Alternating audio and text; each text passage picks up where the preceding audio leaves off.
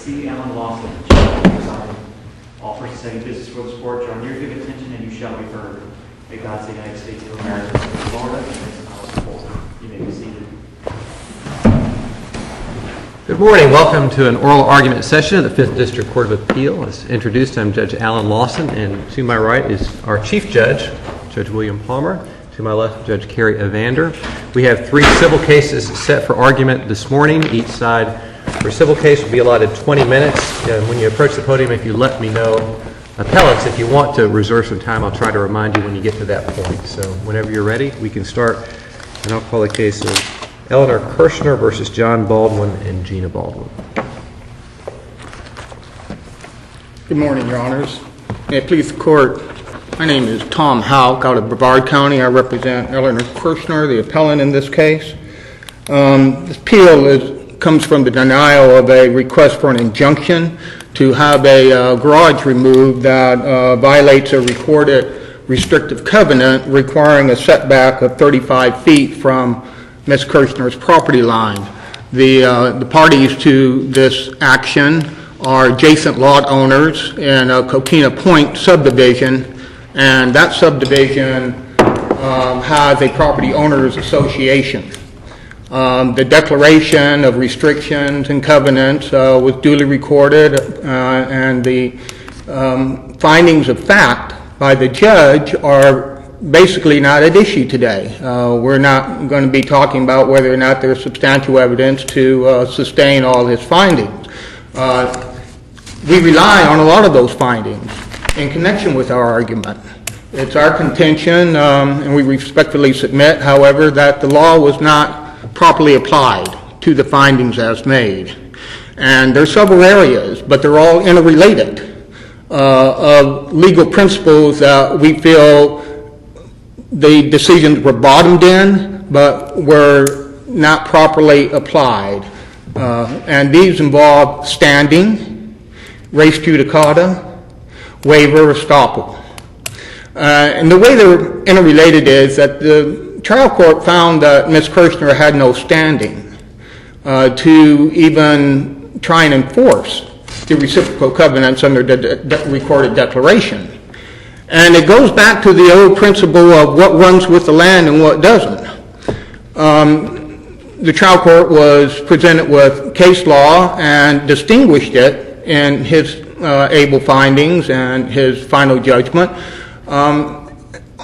With respect to the issue of standing, the distinction that he made was that in the one case where clearly a individual owner had come to court after the association had failed to pursue an injunction against a violation, the individual owner came and sued the association for failing to do their duty.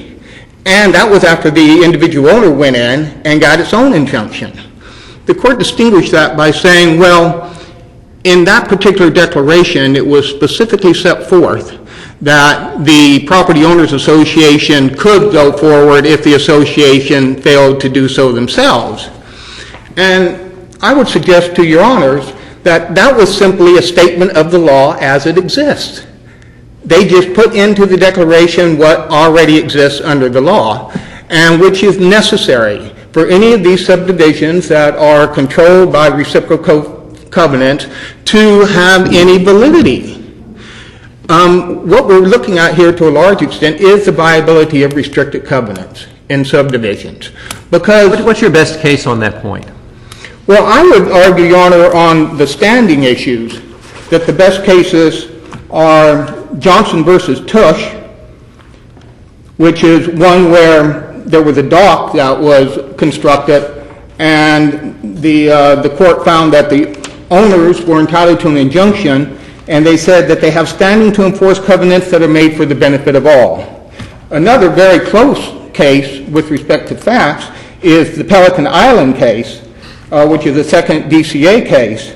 And in that case, the court found that all property owners have the benefit of restrictive covenants, and further, it found that a property owners association cannot waive a restrictive covenant. In this case, in the Pelican Island case, one reason it's similar is that the owner who wanted to build had sent some letters to the association, albeit without complying by sending all the plans and specs as the declaration required, but had sent a number of letters and had tried to coordinate with them, and they did not respond. Let me ask you about the last issue, the balancing of conveniences issue. Yes, sir. It appears to me that your client's main complaint is that the structure that was built blocks her view to the river. I mean, that's her complaint. Well, it encroached 15 feet, and by virtue of doing that, not and only... I guess that's my question. It looks to me like it's not necessarily the rear setback encroachment into the 35 feet, but it's the fact that it's closer to Coquina Terrace. I mean, it's the fact that the structure sits out closer to the Coquina Terrace street that causes it to block her view of the river, isn't that No, correct? not really, sir. If you would look at the plans and specifications and then in the pictures, and I'm sure you have, but there were two setback violations involved in this case. One was that he wanted to build too close to the road Coquina Terrace, which fronts both of the parties' property. Right. And that's the one that he went to the city of Malabar about. And that's the one that and that involved just a few feet of encroachment. And that's the one that the city of Malabar went on and gave him a waiver on. How much did he request from the city of Malabar, the town of Malabar? It was under 10 feet. And it was just, I forget the exact amount, Judge, I'm sorry. But it was under 10 feet. And the one reason I haven't focused on it, it was a completely separate issue. Ms. Kirschner has never complained about Coquina Terrace Road and the fact that he violated that setback and the fact that the city of Malabar gave him a variance as to the setback with respect to Coquina Terrace Road. It seems like her complaint was the very practical one, that I used to be able to see from anywhere in my house the river, and now from most of my house I look out and see this structure. But it's not as a result of the encroachment towards Coquina Terrace Road. Their lots abut, and if you look at the pictures, her house is set back on her lot from the front quite a ways. And when this high garage came in so close to her property, that is what, from her balconies, from everywhere else in her house, that is the sidewall there. Well, actually, it's the back wall of the garage, because the garage doors face the driveway that goes into the house. So it's the back wall, 46-foot back wall, that is very high, that impedes her view and her air and her quiet enjoyment of her property. And you're asking about the balancing of conveniences. And, you know, I'll stipulate from the beginning that this is one of our toughest issues in this case, because I've got some level of confidence that she has some standing, and I got some level of confidence that the Property Owners Association can't waive the restrictive rights, and that what they did is not res judicata. I'm concerned about the balancing of conveniences. Do you have any cases where the Court of Appeal reversed the trial court for denying an injunction based on the balances of conveniences? Yes, Your Honor, I believe I do. And the reason being that, you know, let me look at these real quick, but the reason being that what they say on the balancing of conveniences is that you don't get there until you find that the party who caused the problem did it totally innocently and without knowledge that there was a difficulty. That it's an equitable principle that is not utilized, and very rarely utilized unless there's a very minor violation and the party had no knowledge of it. In this case, and I know I need to get back to your question of the cases, but if I may continue just a little bit on this line. In this case, the findings of the court are clear that Mr. Baldwin not only had constructive notice about these declarations, but that he was told by the president of the association that he was in violation before the walls went up, and that he had studied these declarations before he ever did this. That's why he knew that if he sent this letter and he didn't get a response, within the requisite time that he thought he had carte blanche to go forward. So was your argument to the trial court that we never get to the balance of convenience issue? Yes, it was. Not that when you balance the conveniences, we should win. That's right. My argument is that you don't even get there, because he doesn't deserve to have his conveniences balanced, because he did this intentionally in the face of known violation. He specifically told the president of the association, so go get an injunction early on. And I know that brings us back to the Spring Hill dissent. Is that where we're going to be? That the property owners have to get an injunction before they can put it up? But you know what? In this case, if you look at those findings of fact, they say that within a day or two he had the walls up from when he started. Within a day or two. And the finding number 60, I believe it is, says that the whole thing was substantially completed by March 8th. Now that's leading into some other arguments. Let me get back real quick to your issue of cases on the balancing of conveniences. One case that I like to look at is Spring Hill dissent, and what Justice Griffin had to say in that, and where he specifically said you don't balance the conveniences if... I'm sorry? Judge Griffin, a female. Oh, I'm sorry, thank you. That you don't balance the conveniences unless it's without knowledge. Here I'm looking at Daniel versus May.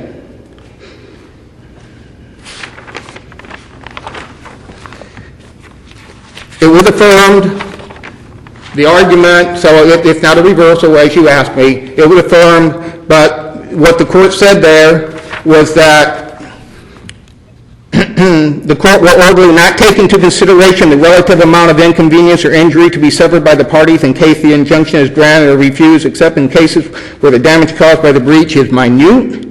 And they also talked about it's been erected with full knowledge of the restriction and willful violation of the plaintiff's right. Now let me look at Monell versus Gulfview.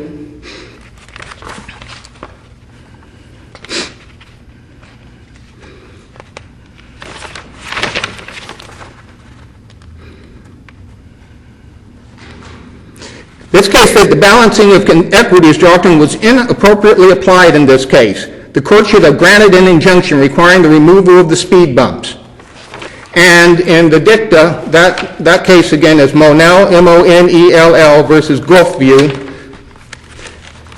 And it's found at 359 Southern Seconds 2. It's a 1st District case. And in their dicta, they said the doctrine of balancing conveniences is an equitable principle that is applicable when technical encroachment of another's right is slight and cost of removing is very large. Paramount importance in determining whether the doctrine of balancing conveniences is appropriate is whether the encroachment is willful and intentional or accidental and unintentional. The neighbor who with full knowledge willfully places his building on the property of another may not use mere inconvenience as a defense for demand for removal. Now, the trial judge distinguished this and took the position that the appellee did this innocently, based on the fact that when he sent the letter asking for approval, he got no response. And the problem with that is, like I said, all these things are interrelated. The trial judge, in connection with that, failed to enforce and found it unenforceable the provision in the declaration that follows the very sentence that says, by the way, if you don't get a response within 30 days, then you don't need the approval. But then it goes on to say, but in no circumstance may you erect any structure or maintain any structure that violates these restrictions, which is, again, just a restatement of the law, the real property law that I understand to have always been in effect with covenants that run with the land. The Property Owners Association can't waive them. They're there for the benefit of everybody. So the question comes back. Did Ms. Kirschner do something that constitutes a waiver or an estoppel? Well, the beginning point on that is, let's talk about estoppel. I mean, they're kind of related to waiver and estoppel, but the beginning point on that is, estoppel, you have to have an actual misrepresentation or some action The court found the problem with Ms. Kirschner is that she did nothing until the Property Owners Association failed to move. Is it your position that it wouldn't matter how much the encroachment was? If it was intentional, you don't get to balancing of equities? If it was 2 inches over, but the owner knew it was 2 inches over and built it anyway, is it your position the trial court can't balance the equities and would have to order it taken down?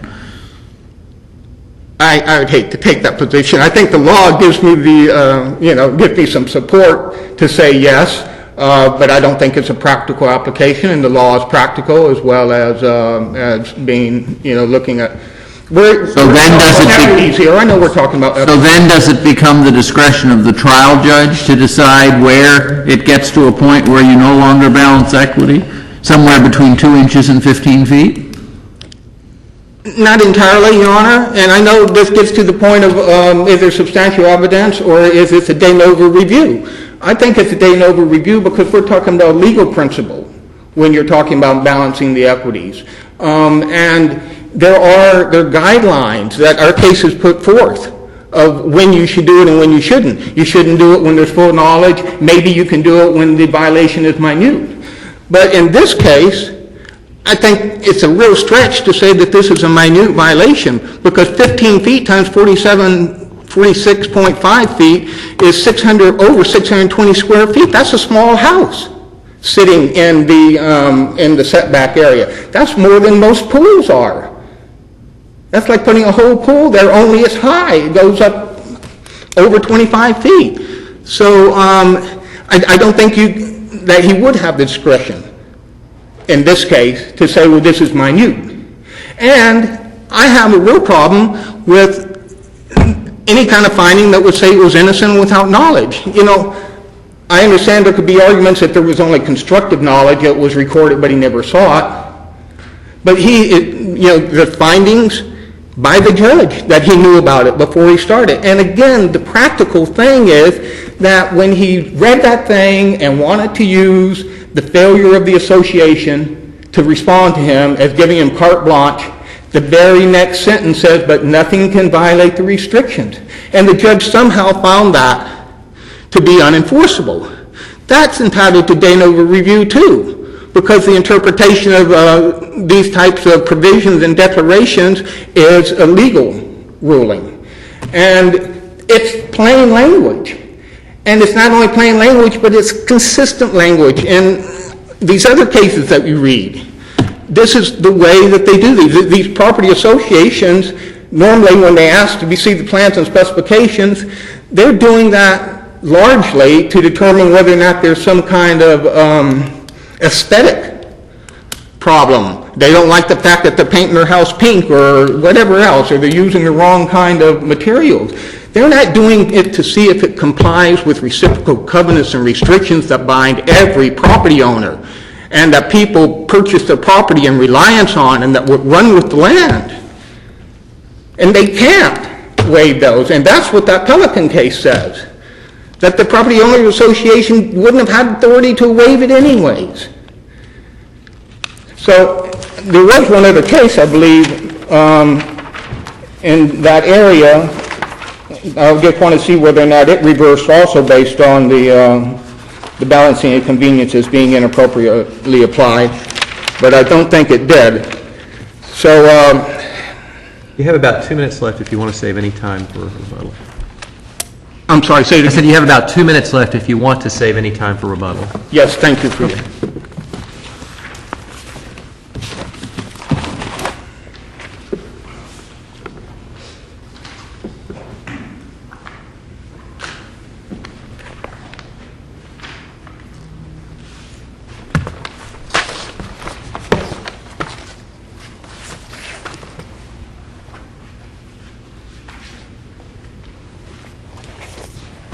Good morning, Your Honors.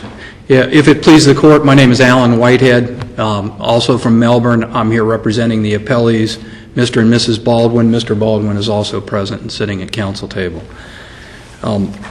Before I get into the specific arguments that I wish to make here this morning, I want to start by presenting to the Court what we believe are some pretty important facts and some pretty important global issues that the trial judge was considering and made findings on in his 22-page opinion in this case.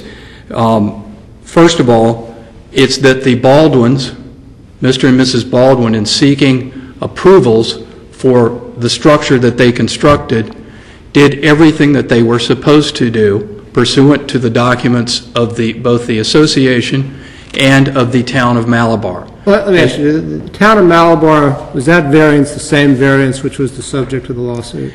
That point was brought up in counsel's argument, and what the notice to all the homeowners said was that we were looking at a variance for both a front and a side setback, and that those variances were at issue. And in the notice, what the town of Malabar actually considered in its findings, however, was the variance just for the portion of the property which they considered the front of the property to be the Coquina Terrace 5-foot. So that was not the subject of this litigation? No, sir, but it plays into the subject of this litigation because and this goes into intentional violation, willful violation of any deed of restrictions, what the town of Malabar considered and what their ordinances say as it relates to this property is that because this is a corner lot, there are two front yards. There's a front yard on Coquina Terrace, which would make this property that is the subject of this action a side yard looking at it from Coquina Terrace. I think it's also significant to note that the entrance to this property is off of Coquina Terrace, and that the front door, if you will, that's used on a daily basis is off of Coquina Terrace. And they also indicated that the portion of the property that fronts the river is considered a front yard. So you have two side setbacks for this property. And I think that's why the issue, the sole issue that they were determining was the 5 feet along the front. What about the language in the covenants and restrictions that says that these setback requirements define minimums measured in feet from the front of the building or structure, and then it explains for lots fronting the river, the back basically is the westernly right-of-way or Rocky Point Road. I mean, it seems to define for corner lots which is the front and which is the back. The trial judge also made a finding, and I also agree with what the trial judge concluded on that point, is that the documents don't really deal with a corner lot. What they deal with are lots fronting streets and lots fronting the river, but not on a lot that fronts a street and a river.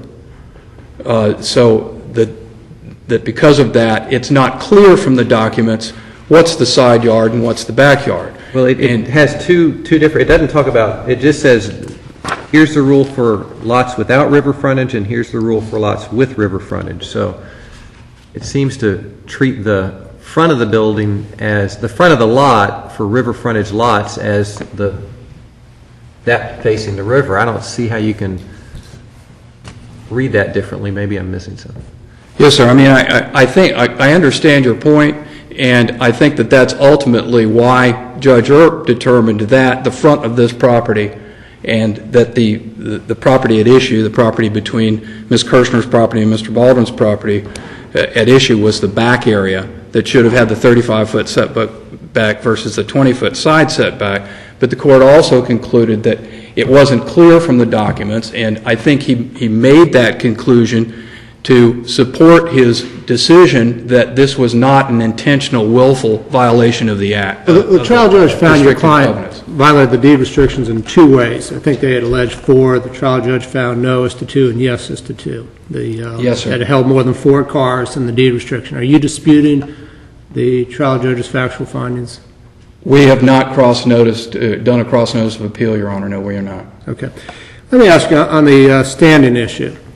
Now, let's assume the Declaration of Restrictions did not have that provision that says the homeowners association can enforce the deed restrictions. Say it just didn't have that language, but it set forth the various deed restrictions. Who could bring an action to enforce? Could the homeowners without that provision? Could the homeowners association without that provision? I think the homeowners association probably could bring an action to enforce even without that provision. All right, and could the homeowner, each of the homeowners? Yes, sir, I believe that the homeowner could. All right. Well, if the declaration says the homeowners association can bring an action to enforce the restriction violations, how can we assume that, I mean, you're arguing that that implicitly excludes the right of the homeowner to bring it, even though, you know, in the absence of that provision giving the homeowners association the right to bring it, that the homeowners could. So why should we read that into the deed restrictions? But if the deed restrictions said the homeowners had the right, or the homeowners had the obligation to enforce the deed of restrictions, and was silent as to the homeowners association, I think that we would have the same situation that Judge Earp found in this case, which is that the individuals have the right to pursue because that's what the deed of restrictions say. But here's a concern I have, you know, with your argument is if the homeowners association does, you know, may or may not have standing if the deed restriction doesn't, you know, expressly provide that. But we know the homeowners do if the deed restrictions are barren as far as language on who has the right to enforce. If you clear up the ambiguity by saying, yes, the homeowners association can bring an action to enforce, I'm trying to figure out the rationale why that should mean that only the homeowners has it. I mean, the word exclusive is not in here. It doesn't say the homeowners association should have the exclusive right to enforce. No, sir, but I do believe that it's more than may or can. I think it is, and to get there you have to look at, initially it says the developer has the right to determine what structures are constructed on the properties. Then it goes on to say the developer can pass that authority on to a homeowners association, and the developer, it's undisputed, the developer did that in this case. And then it says the homeowners association shall enforce the provision of the restrictive covenants. Well, let me ask you this. If the homeowners association had acted on this and they said, you know what, we know this is a blatant violation of the deed restrictions, but we don't care because we don't like Ms. Kirschner, so we approve it. Does Ms. Kirschner have a right to go to court? Absolutely. She has a right to go to court against that association. And not against? Selective, arbitrary enforcement or lack of enforcement of the restrictive covenants. And then her remedy would be limited to damages? No, sir. Well, if she went against the homeowners and your client continued to build whatever he built? I think an argument could be made that it's limited to damages, but it could be seeking injunctive relief in requiring the association to act to enforce the restrictive covenants to cause the violation to go away. But that would only apply if she brought the action quick enough, you know, if the action was brought before the construction actually started? No, sir. Well, I think that the individual who applied for and received permission from the association would have an argument counter to the tearing down of the structure had been constructed. Let me ask one thing. Your waiver argument, are we talking about from mid-February when the building started to go up to March 8th when it was substantially completed, or are we talking about a different time? Or are we talking about October when they sent the letter to the homeowners association? We're talking about certainly from a waiver standpoint, we're certainly talking about as early as November when Mrs. Kirschner received notice that a variance was going to be requested for both a side yard and a front yard setback. When she received that letter from the town of Malabar from November, we believe the operative date here is from November till August when a lawsuit is filed. Did the application of the town reference a 12-car garage? No, sir, it didn't reference a 12-car garage, but the plans were on file, and that's what the notice is for. A neighbor receives a notice of a variance, the neighbor then goes down and looks at the plans and specifications, or goes over and talks to the neighbor that's considering the construction and asks, what are you building? And makes a determination as to whether or not there should be an objection. So if the notice says the neighbor seeking a waiver or variance in the restriction, you're saying that she has an obligation to go down and see if it's for a 4-car garage instead of a 12, or else she's deemed to have waived a right to enforce that restriction? I'm not, no, Your Honor, I'm saying that she has an obligation when she's put on notice that a structure is going to be constructed that's going to impact or could impact her property, then she has an obligation to go down and see what's going to be built, or to take action to talk to a neighbor about what's going to be constructed. And then and that's the whole purpose behind variances and notices required, and posting on it. Not only is a notice required, but many jurisdictions require the posting of the property saying, public notice, a variance is being But there's requested. 2 violations alleged here, and you've just told me that the notice to the town did not mention the other violation about building a garage that could hold 12 cars or whatever instead of 4. So, it seems to me you're suggesting that she has to go down and look at the plans and not rely on the notice as far as the size violation. I'm not saying that she just has to go down and look at the plans, Judge. I'm saying that if she has some concern about the issue of a structure being built that's going to impact her property because of the variance that is being requested, she has an obligation to look at the plans. Had she looked at the plans, she would have seen that the height of the structure, the size of the structure were on the plans. The other thing she could have done is contacted the association and said, are the plans there? What's being built here? The other thing she could have done is gone to Mr. and Mrs. Baldwin, living right next door, and say, I got this variance notice, and what are you planning to construct here? And is it going to obstruct my view? Is there some reason that I need to object or not? She did none of those things. Then we get to the February date, and the construction commences. A building permit's applied for in January, construction commences in February. She sees it go up. She does nothing. There is really no record evidence of any action taken by her until her attorney sends a letter at the end of May of 2004, after the structure has been constructed. And I do, contrary to what counsel indicated, do believe that the issue of waiver and estoppel is an issue based upon facts that is left to the discretion of the trial court and the finder of fact, and if there's competent substantial evidence to support it, that it should be affirmed on appeal. I want to get to the issue of one of the last issues, which is the balancing of the equities for purposes of determining whether or not you're going to require someone to tear down a structure after it's been constructed and before the suit's been filed. And again, we believe the standard of review is, was there competent substantial evidence to support the trial court's decision in that case?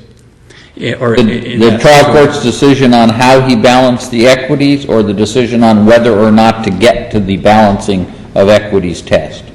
I think to a certain extent both, but certainly how he balanced the equities. And what's the prerequisite to get to the balancing of equities test? It's to look at the facts and to make a determination as to whether not just that this was a knowing violation, but whether it was a knowing and a willful violation. And if you look at those cases that are cited by counsel in his initial brief and in his reply brief, all of those cases deal with knowing and willful, intentional violations. And Judge Earp goes to great pains to give a detailed listing of all the facts that support. Let me ask you this. Was there testimony below in the record that your client had some confusion about what was the side and what was the rear because of the corner lot configuration? The testimony below from Mr. Baldwin was that he was told by the city and believed that the side setback was the 20-foot side setback that applied. And he in reviewing both the the declarations for the homeowners association, and after attending the town of Malabar meeting and being advised that this was a side yard, applied the side yard setbacks. And that he relied upon the fact that he submitted those to the association with no objection. He submitted those to the town of Malabar, and that was the testimony below from Mr. Baldwin. And then the court found that the encroachment or violation was not willful due to the conflicts in the declarations and the permitting process. That would be reference to that testimony. I guess the court believed that testimony then. Yes, sir. Okay. And the court believes that, and if you look at the decision by Judge Earp, he had a difficult time justifying two provisions. One is you must apply for approval to put in a structure to the association, and two, if we don't do anything, then you can go ahead and build, but we're still going to hold you responsible for any and all violations of the covenants. He said that one would make the other superfluous. How would you respond? Mr. Houck's argument was that they're not inconsistent, that one applies to aesthetic and the other applies to deed restrictions. What's your response on that? That there's nothing in the deed restrictions that would give us that distinction, and this isn't the case where... The deed restriction, when it says that you have to submit plans, says that they can be rejected based purely on aesthetics, and that aesthetic determination is based solely on the homeowners association, and then it goes on to say, if we don't approve it within 30 days, you can build it, but you can't violate any restrictions. I mean, that seems pretty clear that, you can do what you want to aesthetically, but just because we don't approve it within 30 days certainly doesn't mean that you can violate any of the written covenants. I mean, why is that not clear? I mean, it's the way Judge Earp determined the case. There's also some language in the deed of restrictions themselves that deals with the setback situation that talk about there being some flexibility and an ability to obtain a variance for... With respect to the front setback. ...reasons, with respect to the front setback. Yes, sir. Yes, sir. And so in that, again, in the balancing of the equities, I think it's a factual determination first as to whether you're going to apply the test based upon the facts that have been presented, and I think that's supported by the case law that's been cited by appellant and discussed in our answer brief, and certainly a factual determination based upon the trial court's determination of there being evidence to support. And then finally, looking at the issue, and this ties into something that was not addressed by counsel in his argument, which is the fact that there was no evidence whatsoever below on the issue of damage. And counsel even argues that bringing forth evidence of an expert he believes would be speculative, but there was no evidence of damage. And also, one of the factors that was considered by the trial judge is what's the harm? What if this structure were built 15 feet off, or within 35 feet of Ms. Kirschner's property versus 20 feet of Ms. Kirschner's property? What would be the effect on her view? There was no claim that the height of the structure violated the deed restrictions, and it didn't violate the deed restrictions, so the height would be the same, and what is the impact there? So for those reasons, and based upon the extraordinary nature of the remedy that was sought late in this case, we would ask that the court affirm. Let me ask one thing. You've raised standing, administrative, res judicata, balancing of the equities, and waiver or estoppel. What would you say is your strongest basis to affirm the trial court's decision? I think they're all fairly strong, Your Honor, but I believe probably the strongest would be the last two, waiver, estoppel, and balancing of the equities. All right, thank you.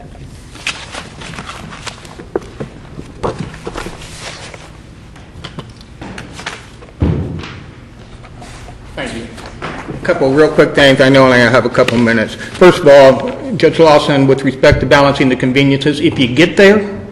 He's Judge Lawson, I'm Judge Palmer. Don't believe that. You got your name? Yes, they do. In front of us. excuse me, if you get to the balancing the conveniences, they need to be rebalanced because they're skewed or being bottomed in the wrong law. If the judge in balancing the conveniences thinks that the appellant has no rights, or that res judicata has occurred, or all these or that the provision in the declaration that you can't build anything that violates the restriction is inapplicable, then all that goes into his balancing of the conveniences. So even if you get there, it needs to be revisited just to balance the conveniences. I don't think you should ever get there because it's not innocent. It's not innocent when you... we are bound by findings of the trial court that are supported by competent substantial evidence. You would agree with that, correct? Yes. And the trial court did find that this was not willful because of the confusion regarding what's the side and what's the back. I mean, how can we ignore that finding? Because it does appear to be supported by... One, I would say I don't think that's the only basis upon which he found it's not willful. And two, I agree with what you were pointing out to opposing counsel, that it's clear in the declaration what is a rear lot and what isn't. And thirdly, we have to keep in mind that when he went to the town of Malabar, there's a piece of evidence I introduced where he signed a statement saying that regardless of what the town of Malabar did, he still had to comply with the local applicable rules and regulations, the homeowners association, and he acknowledged that on the stand. And it's just so blatant that it's right in there that he knew what he was doing. And he was told that it was in violation of the restrictions before he ever really got started. And that's when he comes up with, well, so get an injunction. The other point I want to move to real quick is your own case, the 5 DCA case, Mazzell versus Deal, where it talks about waiver and estoppel. No, what look it at that case, basically but says is... you're out of time now, so thank you very much for your Thank you. argument. Well argued on both sides. Thank you.